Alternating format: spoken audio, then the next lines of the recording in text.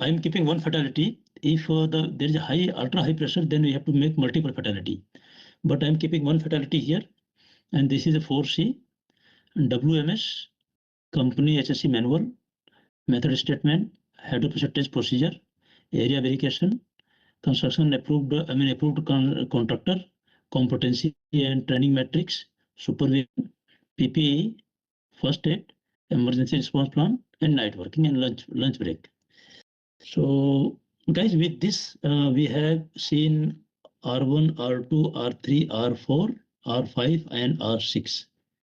Only we need to know that what is the hydropressure test, so I can put it here so that people will understand.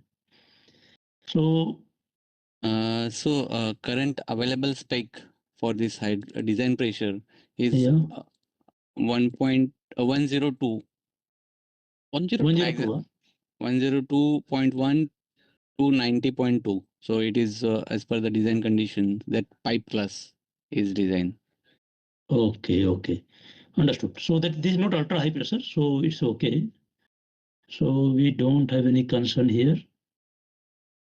I think I was using other sheet, so I will close this one so that we don't mix it. We don't mix it. Yeah, I will close it. Yeah. Okay. So guys, with this, we have taken additional two risk.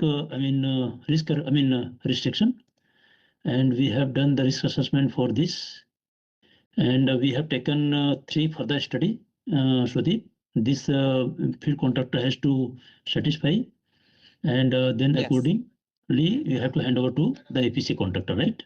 Correct. So just to sum up, guys, in the matrix, if you see, and this is the first time we identified the gap of the information. We have taken 1, 2, and 3 for the Yes. study, Yeah. and other restrictions from R1 to R5 we have covered here, and we have taken the risk assessment. And the For worst case scenario. Chairman sir, for this design pressure